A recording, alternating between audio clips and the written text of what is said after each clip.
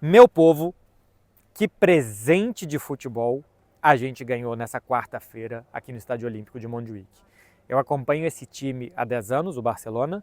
Eu acompanho o futebol, como vocês sabem, aqui no canal, de todas as formas, né? Assim, eu gosto de futebol bonito, alegre, divertido, ofensivo, mas eu também sei reconhecer outras formas de jogar futebol e o futebol bem jogado de outros times. E o que a gente teve aqui hoje foi um presente de Inter de Milão e Barcelona, com reviravoltas, com grandes atuações individuais, com momentos dos dois times, tudo isso numa semifinal de Champions. Um 3-3 numa semifinal de Liga dos Campeões é uma loucura. É muito diferente daquele 5-4 do Barcelona no Benfica, porque aquele jogo ali foi cheio de erros, de trombada. O Chesney trombou no Baldé, o goleiro do Benfica chutou a bola, ela bateu na cabeça do Rafinha e entrou, teve pênalti que não foi. Enfim, hoje não. Hoje foi um altíssimo nível de futebol das duas partes por aqui. Como eu tinha dito no vídeo de prévia, a Inter fez aquela transição que eu falava, da bola que vem para um dos atacantes dominar, baixar essa bola, passar para um dos meio-campistas, lançar o ala do outro lado. Assim a Inter fez o gol no primeiro minuto da partida. Golpe duro para o Barcelona, que se refez e começou a atacar e atacar e atacar e rondar o gol do Sommer. Bola parada da Inter. Eu falava também, né, que a Inter ataca bem as bolas paradas e o Barcelona defende bem. 2-0 com Dumfries. E aí começa um capítulo completamente à parte, separado e maravilhoso do jogo de hoje e que a gente está vendo acontecer no futebol, que é o Lamine Yamal.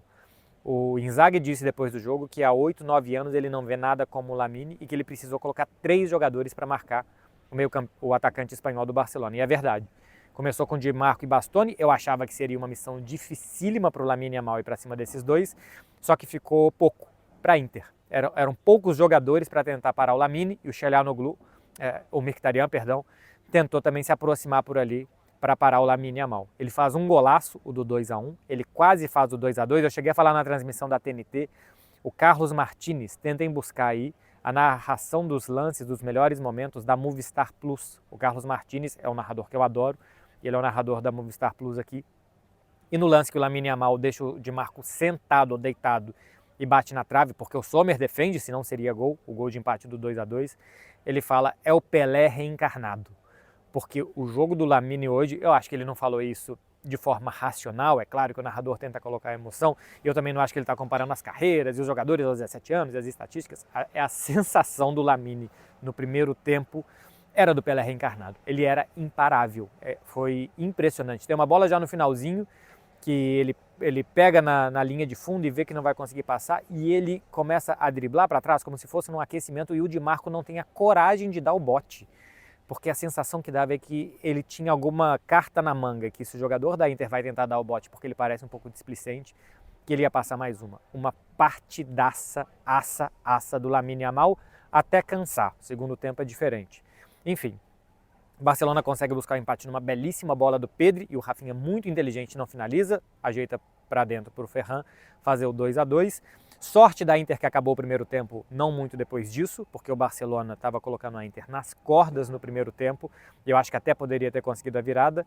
As duas equipes terminam com as baixas, né? O Koundé, do Barcelona, parece que é uma lesão que vai tirar ele algumas semanas, e o Lautaro Martínez, que também não vai jogar a volta. No final das contas, essas duas lesões são piores, ou assim, se for uma versus a outra, é pior para a Inter, porque o Lautaro Martínez é o artilheiro do time na temporada, é o camisa 10, é o capitão, e o Koundé, por mais que venha jogando muito bem, mas o Eric Garcia consegue cumprir mais ou menos por ali. A diferença do Lautaro para o seu reserva é muito maior. Só que o segundo tempo da Inter é bem melhor do que o segundo tempo do Barcelona, tá? A Inter não se deixou ser pressionada, não ficou só atrás, a Inter marcou mais em cima e a Inter transicionou muito melhor.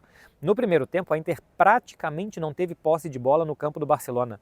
Eu não vou conseguir aqui postar com print screen das estatísticas e tal, mas eu fui conferir no intervalo do jogo. Era 12% do tempo a bola no terço de defesa do Barça, 38% intermediárias e 50% do tempo a bola ficou na defesa da Inter de Milão. Eram 10 passes da Inter no último terço e 130 passes do Barcelona. Foi entradas no último terço. Foi uma loucura de pressão do Barcelona no primeiro tempo e não foi no segundo. O Barcelona não conseguiu pressionar do mesmo jeito e a Inter de Milão transicionou muito bem. Bola nos atacantes, ou Casquinha ou Parede, para que os alas conseguissem correr, especialmente o Dumfries, que fez uma partidaça pela direita, pelos gols em bola parada, mas também pelas arrancadas e o perigo que ele levava. E eu acho que o Barcelona saiu vivo, porque pelos contra-ataques da Inter no segundo tempo, acho que a Inter poderia ter vencido o jogo. Apesar de ter tido bola na trave do Rafinha, do Lamine, do Rafinha ter dado um tirambaço também, que o Sommer pegou já no finalzinho da partida. Apesar de tudo isso, a Inter foi muito perigosa no segundo tempo. O Barcelona precisa defender muito melhor esses contra-ataques para conseguir vencer na Itália. De atuações individuais, eu falei muito do Lamine. O Pedri foi bom organizador. O Pau Cubarsí, mais uma vez, fez uma partidaça. A evolução do Pau Cubarsí também mostra o que ele já dava pinta de que se tornaria, que é um zagueiro muito inteligente, de muito boa saída de bola, e que à medida que também vai ganhando corpo, vai combatendo muito melhor. A gente fala muito do Lamine, porque é um atacante, porque brilha e porque salta aos olhos. O Pau Cubarsí é só 6 meses mais velho do que o Lamine. Isso faz muita diferença. Sabe por quê? O Lamine normalmente me parece cansar no segundo tempo. O corpo do adolescente, ele vai se desenvolvendo ainda, o cara vai ganhando musculatura, o cara vai ficando mais forte, e a tendência é que o Lamine consiga fazer mais 90 minutos num nível parecido com o que ele fez 45 ou 55 aqui hoje. E o Pau Cubarsí eu também sentia isso, que ele não era tão forte, que ele não era tão duro para marcar. Eu já cheguei a falar que me parecia um zagueiro meio fofo, às vezes, né? Assim, não era um zagueiro contundente, só que à medida que vai ficando mais velho e mais forte, ele vai também ganhando isso. E hoje ele ganhou não ganhou na corrida, mas igualou na corrida o Marcos Thuram, deu um corte que seria o quarto gol da Inter, fora outras jogadas que ele foi muito bem. No combate corpo a corpo, eu diria inclusive que ele foi melhor do que os outros zagueiros do Barcelona, para sair com 3-3 por aqui. A pergunta que fica é melhor para quem? É melhor para o Barcelona, que saiu perdendo por 0-2, que estava perdendo por 3-2 e que terminou vivo? Ou é melhor para a Inter, que veio ao Barcelona e que não perdeu o jogo? As entrevistas pós-jogo, eu estava fazendo agora o vídeo da TNT junto com o Quesada, e ele falou, nas entrevistas pós-jogo a gente percebeu que os jogadores da Inter estavam mais satisfeitos que o do Barça. Eu também percebi isso. Entrevistei o Eric Garcia e o Nigo Martínez, e os dois falavam que o Barcelona deveria ter vencido. Só que eu acho que ficou melhor para o Barcelona, tá? Pelas circunstâncias, por estar perdendo por 2-0 para a defesa que tem a Inter e conseguir buscar, eu acho que já era bom o suficiente. Por estar perdendo por 3-2 e conseguir buscar, também. E pelo que foi o desempenho das equipes no segundo tempo, também. Então acho que tem alguns motivos para ser melhor para o Barcelona do que para a Inter. Continuando nas individualidades, só para voltar um pouco, porque eu vou puxar o gancho para falar da próxima partida, o Barcelona fez 5 substituições. Entrou Firmino e Gavi, 2 meio-campistas, e 3 zagueiros. O Barcelona terminou o jogo contra o Real Madrid com 5 zagueiros e hoje terminou com 4 zagueiros em campo, mas mexeu e colocou 3 zagueiros no jogo. Inclusive o Christensen, que fez só a sua segunda partida na temporada. Entrou o Eric no lugar do Condé, tem menos ajuda ofensiva, mas eu acho que cumpre bem. Entrou o Inigo no lugar do Gerard Martin, que não dá, nos jogos grandes não dá ainda para colocar o Gerard Martin, quem sabe um dia. E eu até acho que poderia ser o Hector Forte, mas também não está preparado. Eu acho que esse talvez tenha sido um erro do Flick na temporada, preparar pouco o Hector Forte para esse momento.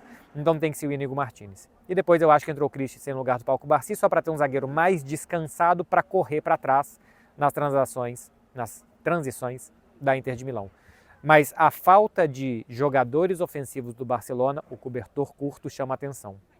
Lamine, Rafinha e Ferran têm que jogar até a última gota de suor, até a última força que tenham nas pernas, e a torcida do Barça tem que acender vela para que eles não se machuquem, porque com Pau Victor e com Ansu Fati fica muito difícil. Então no jogo de volta em Milão, talvez volte o Baldé, e aí é uma muito boa para o Barça, porque ganha um bom lateral esquerdo e também uma arma ofensiva que inclusive melhora o Rafinha, tá?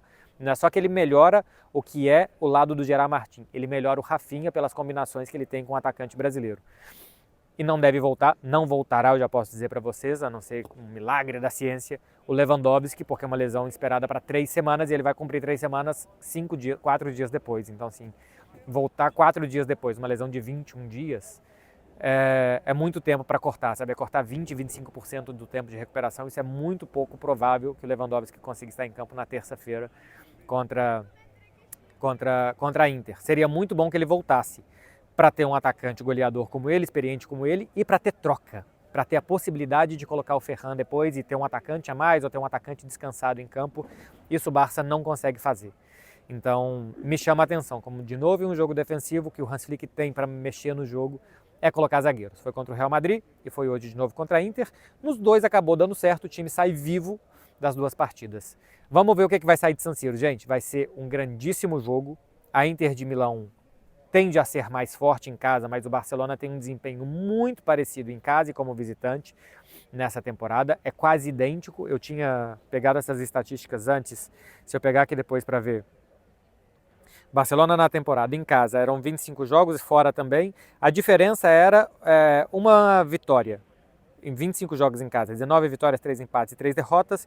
E fora de casa, 25 jogos, 18 vitórias, 3 empates e 4 derrotas. Era simplesmente uma vitória e uma derrota para cá e para lá.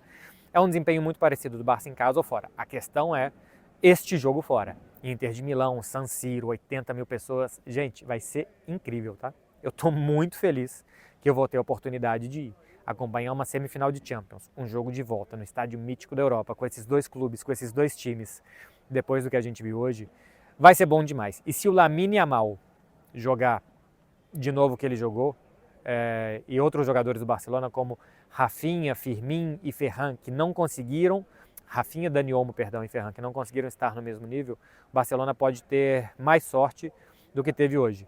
Até acho que o Rafinha, por exemplo, foi bem, né? Participou de 2 gols, mas a diferença de perigo que o Barça levava por um lado e por outro me parecia evidente, até pelas ajudas que tinha o Lamine e pela característica de um contra a defesa fechada. O Rafinha mais para jogos que se dá a oportunidade de correr, mas se conseguir fazer com que os outros jogadores perto do Lamine consigam se conectar um pouco mais entre eles, Barcelona pode ir bem. Se não, é depender do garoto de 17 anos e que foi bem demais. O Lamine é um desses presentes que o futebol dá pra gente e esse Barcelona e Inter foi um presente que o futebol deu pra gente. É isso, meu povo, um beijo pra vocês, até o próximo vídeo. Eu vou fazer alguma coisa de Carlo Ancelotti e CBF nessa quinta-feira no canal. Então se inscrevam aqui para vocês não perderem. Tchau, tchau, boa noite e até amanhã.